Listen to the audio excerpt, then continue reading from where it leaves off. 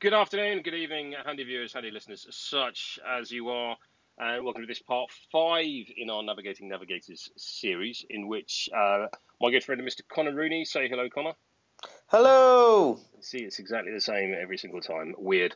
And I go through the newly spoiled, thanks Gubs, versions of the Navigators card. So we had a whole schedule over the forthcoming weeks of how we were going to do this, but now we're not. I'm just going to knock them out in one evening, so you should have all of these fairly quickly. So this evening we will be looking at, I think it's fair to say, Mr. Tamplin's favourite player, Azimuth. I think this is everyone's favorite player. I have to say, I'm making a joke at Chris's expense, but I have to say I'm a big fan of Azimuth. He's... The best comment I saw on him was someone in the Discord basically said, if you're playing Navigators, it's because of Windfinder and Azimuth.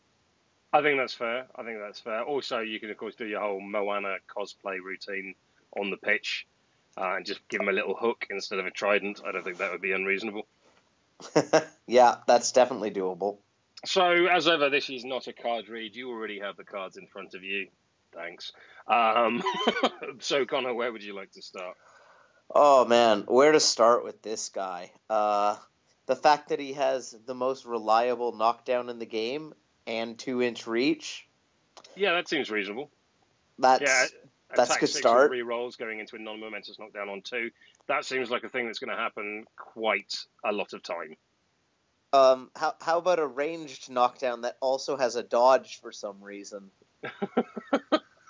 I hadn't seen the dodge. I hadn't even seen the dodge on that. That's hilarious. It's so good. And of course, this is our second ranged knockdown in Guild, which I think puts them in a club all of their own. The best part of it is that if you hit, you can basically, in one attack, if the opponent has no momentum, just knock them down and dodge away and just be like, you're doing nothing. Yeah, oh, so good. Well, I'm not sure about... Yeah, how frequently do we think that disarm is going to be used? I mean, I love disarm, but... I think you take it on a counter-attack where the knockdown wouldn't do much. All right, that's fair. If they've already got the momentum and you don't want to just make them spend momentum. Or, of course... Oh, hang on. Netted isn't even once per turn. No, it's not. Oh, my lord. I was about to say, of course, if you've already used netted and da-da-da-da-da. But no, that's not all right. Not until the Navigators errata next year.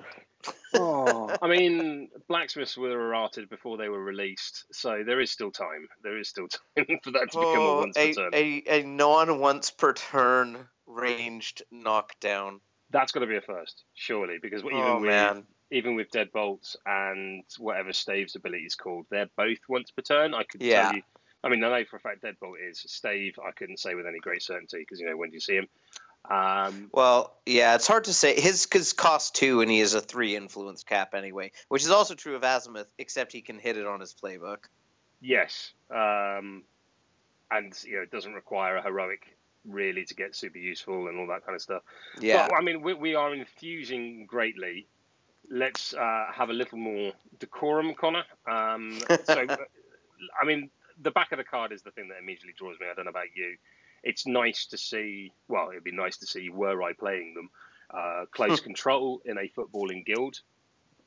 Yeah, that's handy to have.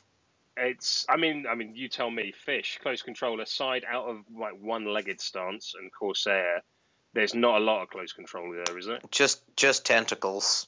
Just tentacles. And equally for engineers, or I suppose with the other comparable footballing guild, they've got a bit more. They've got a bit more, but where is it? It's on a velocity. Velocity. Pinvice. I feel like there's a third, but I could be wrong. Yeah, I want to say Colossus. I was going to say Colossus. I can't remember which of the rules he doesn't have, because of course he does not have sturdy. He doesn't have sturdy. That's it. He's got stoic, but he doesn't have and close control. But well, it makes sense. He's got 4 legs. So it's nice to see close control in a footballing guild. The combination of gladiator and poised. Oh man! And close control. So he's getting a free counter attack once per turn. Yeah. Lovely. And if he declares a counter attack, he's defense 5. And if you've charged him and he goes to death stance, he's defense 6. That seems quite good. He is very good at being the first person you pass to when receiving the ball, Yeah, where one yeah, of the wingers will get it, pass it to him, and if Mist wants to charge him, that's a lot more of a threat now in Season 4 with the momentum. with the free momentum, yeah. So you can actually afford to get around close control that you used to not.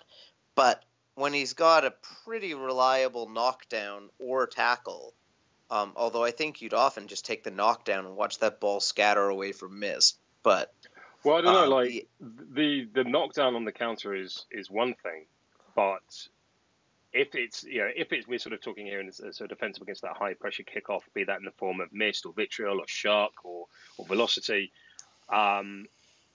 getting that range knockdown is one thing. But of course, if they've got the momentum, they can stand. But that yeah, knockdown dodge it's so is good. huge because unless they've got a spare acrobatic going, so we're really only talking Mist at this point.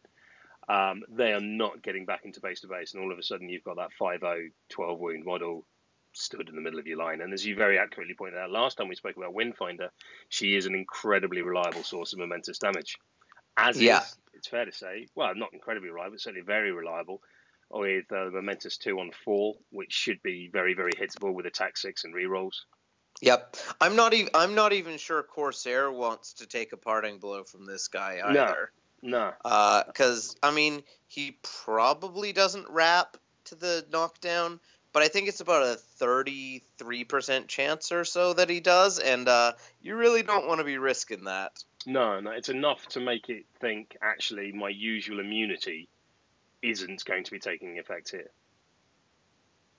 Exactly. But man, the it's so hard because you say the back of the card is what draws you, and I mean me, everything on his card. He's a 5/7 move instead of a 4/6 like Kraken or a lot of other big guys. I'm not sure there aren't that many 4/0 models in the game that aren't glass cannons. So 4/0 18 boxes is a really unique stat line in my mind. I don't know. It's one of those things where, like, zero armor is interesting because, of course, it skews the maths hugely. But then it also, yes.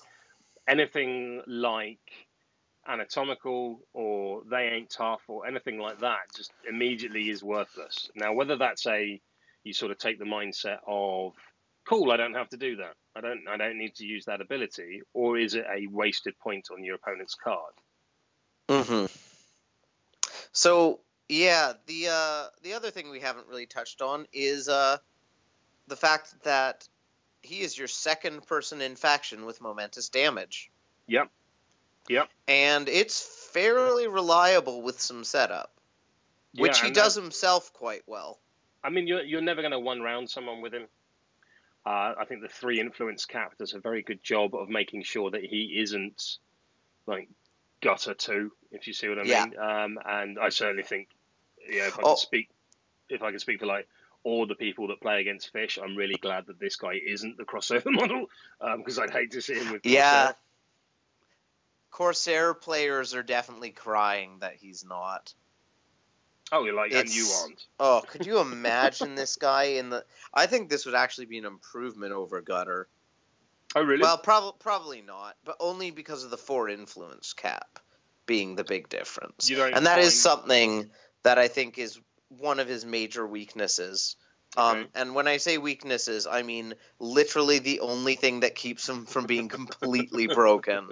Is the fact that he can only take 3 influence. Because I feel like this guy's getting a full stack every turn, other than probably turn 1. And, man, could you imagine how good he'd be if there was a speed buff that let him spend more influence in the faction? Oh, I hadn't even thought of, full speed ahead. So that 3 influence cap effectively could be viewed to be a 5 influence cap with a 11-inch threat range. Oh, it's so good. He's good. That really sort of brings us on sort of the next thing I wanted to talk about, which is now that we're 1 player away from seeing the sort of full native 6 of the Navigators. So with Windfinder and Wander and Fathom and Horizon, mean, it looks to me that Azimuth's going in pick 1 every single time in the draft. Yeah, I I think he probably is because I tend to pick Hag first in Fisherman, and Yeah. although he's a very and Brick first in Masons, and he feels kind of like that same player where Harrow you're gonna farmers, run him, and there's no casket point. mods, Yeah, there's just certain players you just expect to see, and I think he's definitely the one.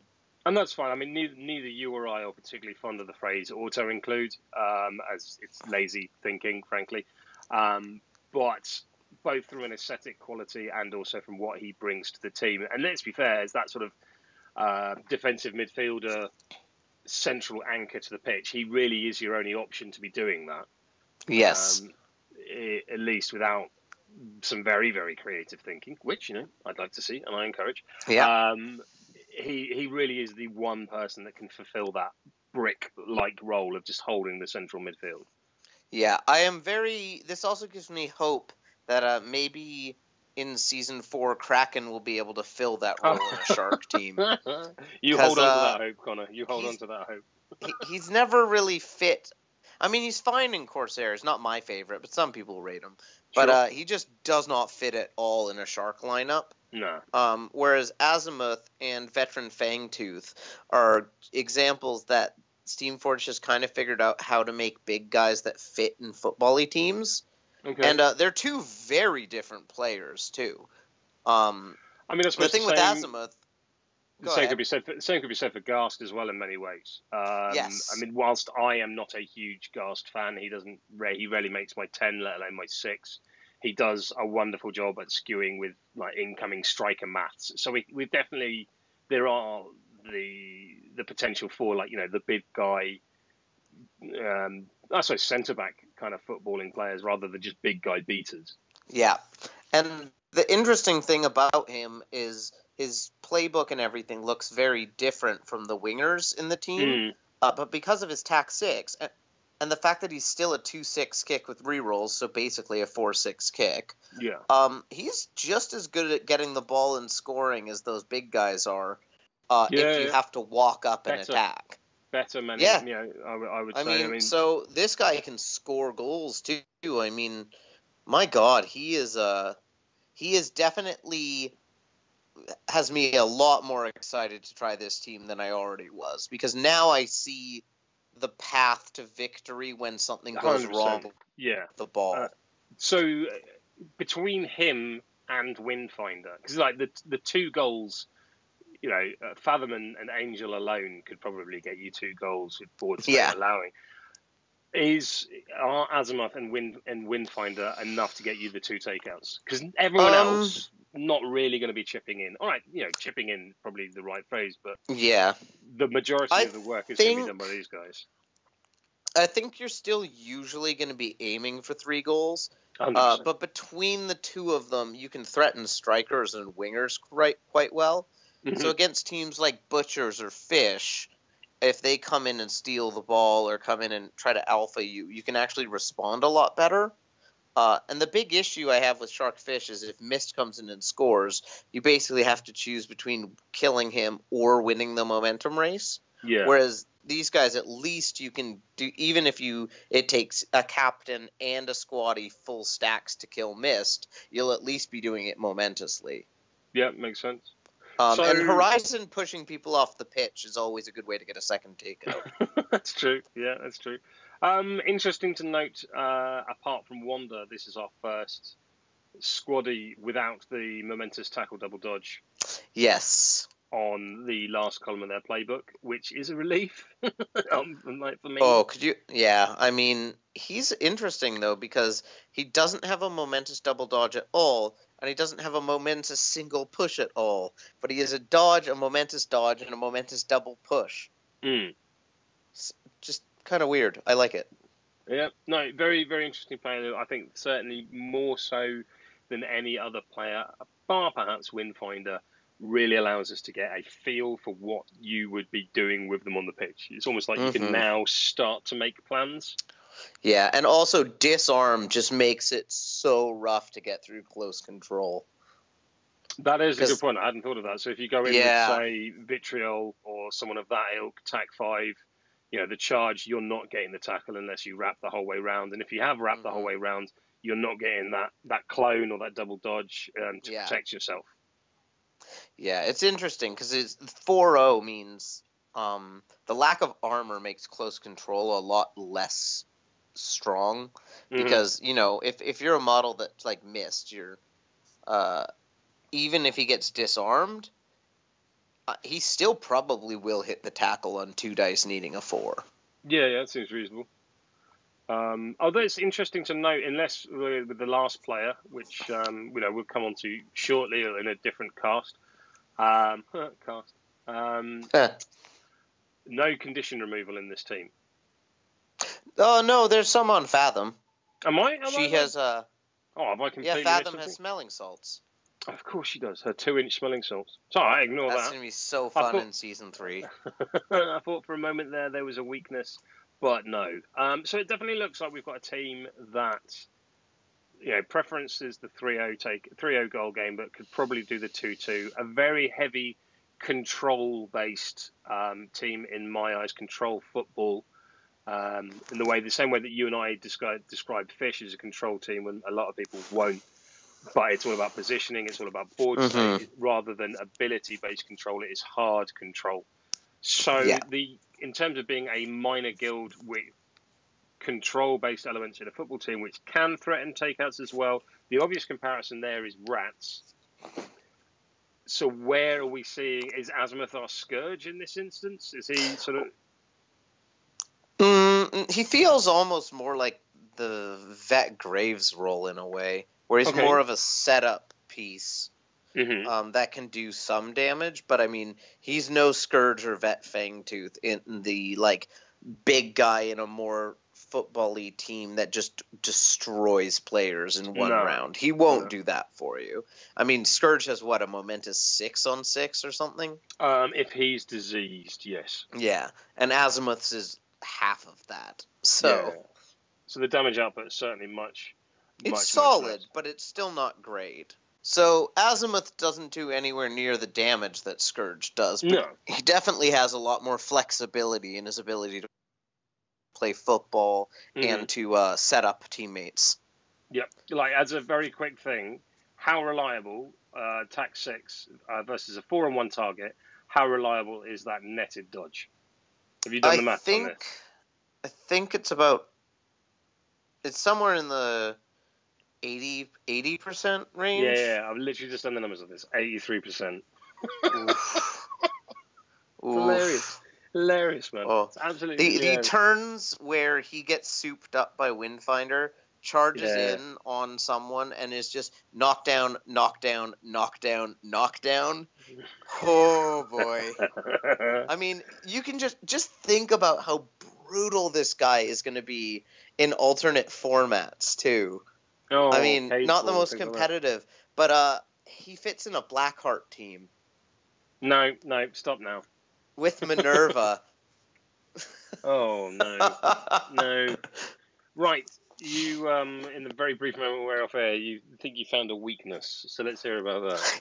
Or at least a Yeah, so concern. this is an interesting part of the team is that 3 influence cap players are not the most popular, as you'll see with Okay. Shank, and they're doing a lot better of a job making them more playable. But Mm-hmm. the lineup I really like so far for this team, which is basically all the Horizon navigators we've seen so far and Siren, and Siren, yeah. that's They're all 3-2-3 players and a mascot with a 2 influence cap. so. Does that make life easier for new players? I think so. Yeah, it definitely makes influence allocation easier just because And that's you can certainly only put it so many places. yeah, and that's certainly one of the things that I found looking at when you were playing the game and I wasn't, and you were describing it to me. One of certainly the biggest barriers of entry, just mentally getting my head around the game, was the concept of influence allocation. So having a Yes. situation where Siren, Azimuth, and is it Fathom or Horizon? Horizon has 3. Horizon can only take 3. So between those 3 players, I the decision there is almost made for you. It's not quite Boar or Rage Mm-hmm. Prime, where it's just like one on board because Boar has one, and I move on with Yes. the rest of my allocation, which is brilliant. I love that as a new player. Just like, here's a decision made for me. So it's interesting. Does that, as a more experienced player, does that limit things for you, or does that just make, or is it just a thing, frankly? Yeah, I mean, it does limit things. I think where it's really gonna hurt I mean, yeah, there's a reason that was Siren's nerf, and you still see her all the time, but she's nowhere near as powerful as she was with 4. Well, now she effectively has 5 if you want. So yeah, although she still can't hard cast Seduced and kick the ball, which was always the bigger issue. Yeah, no. Well, she can if she gets it off the charge. Yeah, but she can do that now anyway. Yeah, you just can't do it from range. But what's interesting is, with basically only Fathom and Windfinder in the lineups I'm most keen on, would actually be able to take a full stack. And what it does mean is, if a dice roll goes wrong, you can't set up to make up for it in the same way. So you don't get many plan Bs. Is that what you're saying? Mm-hmm. Yeah. So if you're on a turn where in Fish, Sakana, or in Union Mist have the ball and they're going to go first, charge, and shoot. They only need 3 influence, but I'll usually put a 4th on just in case everything goes horribly wrong. Yep. Especially Sakana, because he can actually hit the dodge pretty reliably. That if something does go wrong, you can just do it again, and you don't have that leeway with someone like Horizon or Siren or That's fair.